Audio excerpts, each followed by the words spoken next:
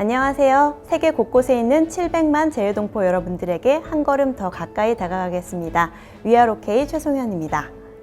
혼자 가면 빨리 갈 수 있고 함께 가면 멀리 갈 수 있다는 말이 있죠. 함께 더 멀리 가기 위해서 세계 곳곳에서 모인 사람들이 있습니다.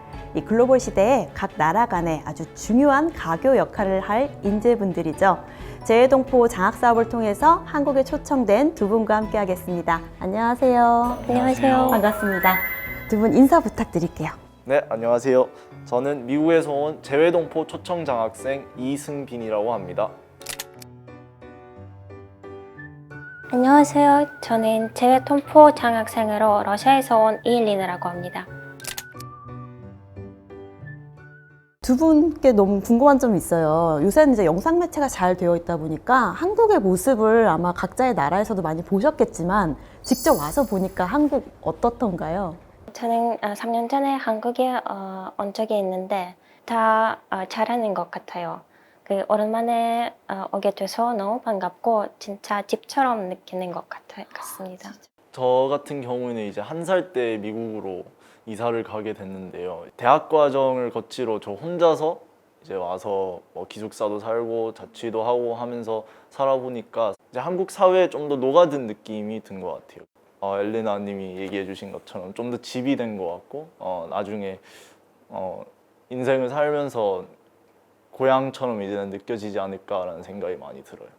엘리나님께서는 현지 장학 사업에 지원하셨던 학생인데 그럼 원래 현지 학교에 다니시는 거잖아요. 근데 지금은 어떤 이유로 한국에 오셨는가요? 저는 한 달 전에 정영사관에서 연락 왔는데 장학생으로서 글로벌 인재 포럼에 참석할 수 있다고 하셨는데요. 제가 신청해봤는데 설바자가 되고 한국에 오게 됐습니다. 이 포럼은 12월 2일부터 7일까지 진행하는 포럼인데 네. 러시아 그리고 우즈베키스탄, 키르기스탄, 카자흐스탄에서 온 장학생들을 다 모아서 문화 교류를 위한 이런 행사를 개최했습니다. 일회성으로 끝나는 게 아니라 한번 모국에 같이 와가지고 서로 네트워킹도 하고 3개 정도의 대학을 탐방하면서 체험을 하면서 모국에서 수학할 수 있는 그런 생각이 좀 들 수 있도록 동기부여도 하고 뭐 K-팝 체험이라던가 아니면 대한민국 역사박물관이라던가 다른데 이제 그리고 LG 이노베이션 갤러리 같은 데 방문하면서 체험할 수 있는 그런 프로그램을 마련하였습니다. 현지 장학생으로서 좀 더 널리 알리고 그다음에 또 글로벌 인재로 성장할 수 있는 기회를 마련하기 위해서 이 행사를 준비를 했습니다. 포럼 참여하면서 어떤 점이 제일 재밌었던 것 같아요? 이렇게 다양한 나라에서 온 학생들을 보게 돼서 제 주변에 코리아인 사람이 거의 없는데 여기에 오게 돼서 보통 공통적인 점이 많은 것 같은데 동감을 느낄 수 있는 것 같습니다. 같은 것을 공유한 친구들을 여기 포럼에 와서 만나게 된 거네요. 네. 제가 제외동포 장학사업이 크게 두 가지로 나눠진다고 알고 있어요. 하나는 제외동포 초청 장학사업, 승빈님께서 지원하셨던, 그리고 또 하나는 엘리나님께서 지원하신 중국 CIS 지역 현지 장학금 지원 사업. 네, 맞습니다. 쉽게 설명하자면 이 초청 장학사업은 한국에 있는 학교, 대학교나 대학원에 진학하신 분들에게 지원을 해드리는 프로그램이고, 현지 장학 프로그램은 현지에 있는 대학교나 대학원을 가는 분들에게 지원을 해드리는 프로그램이에요. 그렇죠? 네, 맞습니다. 그러면 엘리나님께서는 현지에서 학교를 다니신 거네요? 저는 4년 동안 러시아에서 학교를 다녔는데 이제 석사를 하고 싶은데 저도 초청 장학생 사업 신청했습니다. 현지 장학생으로 지원을 받으셨고 이번에 또 초청 장학생으로 또 한 번 장학생 선발이 되신 거네요? 네, 맞아요. 아, 그렇구나. 제가 좀 공부를 해보니까 이 제외동포 초청 장학 사업이 굉장히 역사가 오래됐더라고요. 알고 계세요? 97년에 시작해서 이제 올해로 27년째 계속 이어져 오고 있는데 작년 기준으로 무려 1,700명이 넘는 학생들이 한국에 있는 학교에 와서 공부를 했다고 해요. 승빈님께서도 그 중에 한 분이신데 굉장히 이 장학 사업에 뭔가 혜택이 많다고 들었거든요. 어떤 부분에서 도움을 많이 받으셨나요? 우선 제일 약간 대표적인 혜택은 매월 나오는 생활비 95만 원이 나오고요. 사실 대학생한테는 95만 원은 큰 돈이고 생활비로서는 넉넉한 정도여서 엄청 도움이 많이 되고요. 처음에 이제 입학을 해서 입국을 할 때 외국에서, 그리고 나중에 졸업을 하고 출국을 할 때 그 비행기표는 또 지원을 해주시고, 보험료 이런 것도 제공해 주시고, 여러 가지 이제 혜택이 많은 것 같아요. 근데 이렇게 혜택이 좋긴 하지만 승빈님 한 살 때 미국으로 가셨으니까 초등학교, 중학교, 고등학교 미국에서 다니셨던 거잖아요. 그러면 한국 학교로 대학을 진학해야겠다라고 결심하는 게 쉽지만은 않았을 것 같은데 어떻게 결심을 하게 되셨는지, 그리고 또 막상 와 보니까 좀 어려운 점은 없으셨는지 궁금해요. 저는 이제 초중고를 미국에서 다니면서 한국에서 대학교를 나올 거라는 생각은 고3 졸업할 때까지도 생각을 해본 적이 없었어요, 사실. 그랬구나. 네, 고민도 많이 이제 했는데 결국에는 한국을 선택하게 된 계기는, 한국을 제가 이제 모국으로 부르기는 하지만 한국에서 제가 1년 이상 살아본 적이 없고 1년 살았는 것도 제가 태어나서 기억이 안 나는 시기인데 이게 마지막 기회이다라고 생각을 했어요, 사실.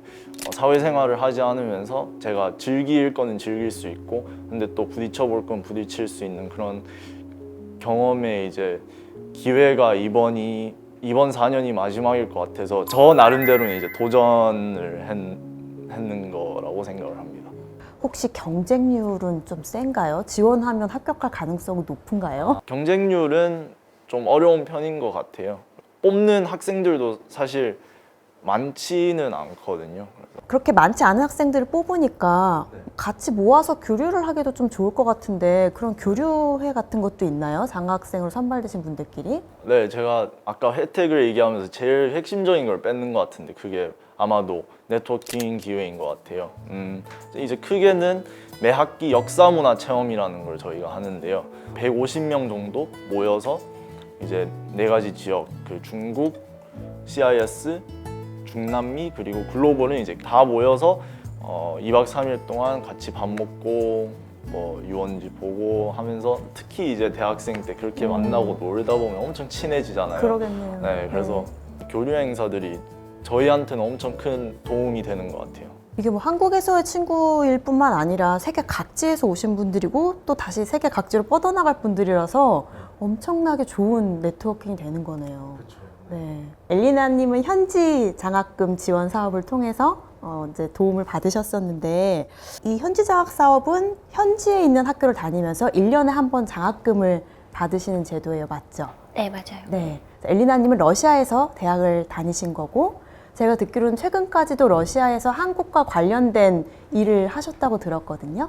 저는 졸업하고 나서 현대위아 러시아파비인이란 그 회사에 입사했고, 어떤 구매 요청과 관련된 일을 하고, 그 보고서 준비하고 통역과 번역도 하고 있습니다. 아, 한국어 통역 번역을 하세요? 네, 맞습니다. 그럼 엘리나님은 그 당시에 현지 장학금 지원 사업이 있다라는 걸 어떻게 알게 되셨어요?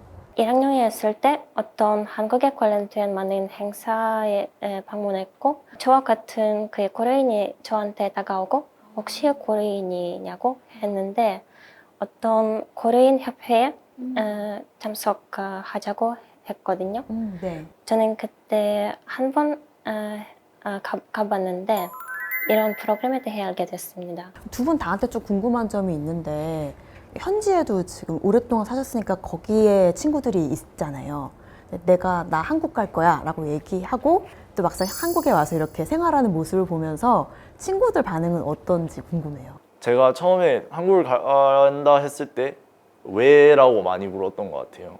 제가 뭐 미국에서 잘 학교를 다니고 있었는 것도 있었고, 좀 막 저한테도 뜬금없었으니까 친구들한테는 더더욱이나 이제 뜬금이 없었지 싶은데, 입학하고 다니다 보니까 제일 친구들 연락이 많이 올 때가 미국의 추석 땡스기빙 네. 며칠 전에 했는데, 이제 그럴 때 이제 다 같이 동네에 모여야 될 때 제가 없으니까 그럴 때 좀 속상해하는 친구들도 있고, 한국인 백그라운드가 있는 친구들 다 동생이고, 그 동생들의 부모님은 저희 부모님이 약간 신기했겠죠. 왜냐하면 처음으로 이제 대학을 보내는 케이스니까, 그 한국 네네. 학교에서는.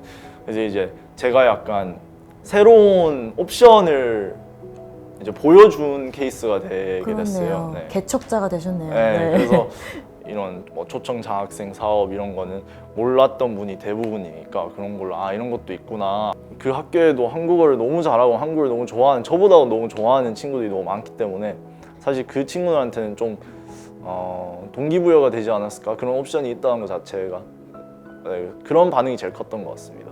엘리나님, 한국에 가겠다고 했을 때 가족분들은 어떤 반응을 보이셨나요? 저희 부모님은 행복한 곳에 살았으면 좋겠다고 하십니다. 한국에 가고 싶으면 그냥 가라고 하십니다.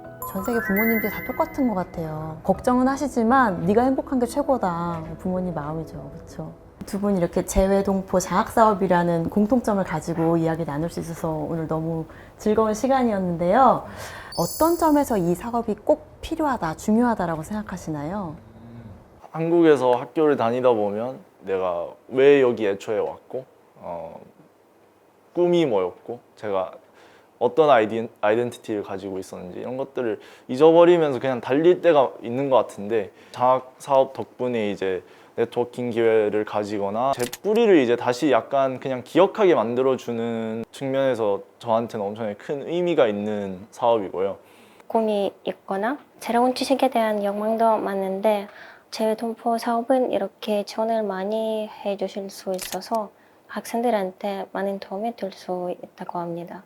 맞아요. 우리가 살아가면서 경제적인 부분을 빼놓고 생각할 수가 없기 때문에 뭔가 배우고자 하는 의지가 있고, 또 한국인의 뿌리를 갖고 있는 분들이 한국에 와서 뭔가를 배우고 싶다, 아니면 현지에서도 뭔가 한국인과 유대감을 쌓아가면서 공부를 하고 싶은데 돈 걱정 안 하고 싶다, 이럴 때 정말 꼭 필요한 사업일 것 같습니다.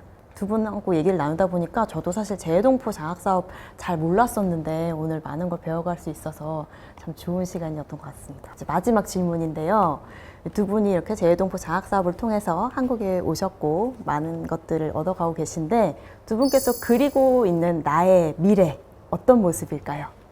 꿈은 사실 거창하게 제가 꿈이 있지는 않은 것 같아요. 제가 항상 가지고 살고 싶다는 신념은 항상 있었던 것 같은데, 이제 제가 속해 있는 환경이나 커뮤니티에서 제가 좀 이끌 수 있는 사람이 되고 싶고, 이제 저는 미국으로 돌아가고 이제 외국에서 살 것 같아서 그분들한테 제가 약간 대표 한국인이 될 수 있으면 얼마나 좋을까라는 네. 상상을 해봅니다. 민간 외교관이 되시는 거죠. 아. 네. 지금 좋은 회사도 다니고 있는데 이렇게 객관적으로 보면 그 잘 살고 그 안정한 생활을 하고 있는데, 그래도 뭔가 적성에 잘 맞을까? 이런 질문도 가끔 들고 있는데요. 그래서 저는 시도하고 석사 학위를 받고 싶은 마음이 생겼습니다. 앞으로도 계속 제 진로를 찾고 도전을 하겠다는 모습을 보여줄 수 있는 것 같습니다. 두 분께서 한국에서 지내는 시간 동안 더 많은 사람들 만나고 많은 경험하시면서 본인들이 원하는 멋진 미래를 만들어 가시길 제가 응원하겠습니다. 네, 오늘 두 분과 함께 재외동포 장학사업에 대해서 이야기 나눠봤는데요. 한국을 배우고 또 세계를 잇는 이 특별한 여정에 함께하고 싶은 분들이라면 코리안넷을 참고해주세요. 위아로케이 여기서 마무리하겠습니다. 감사합니다.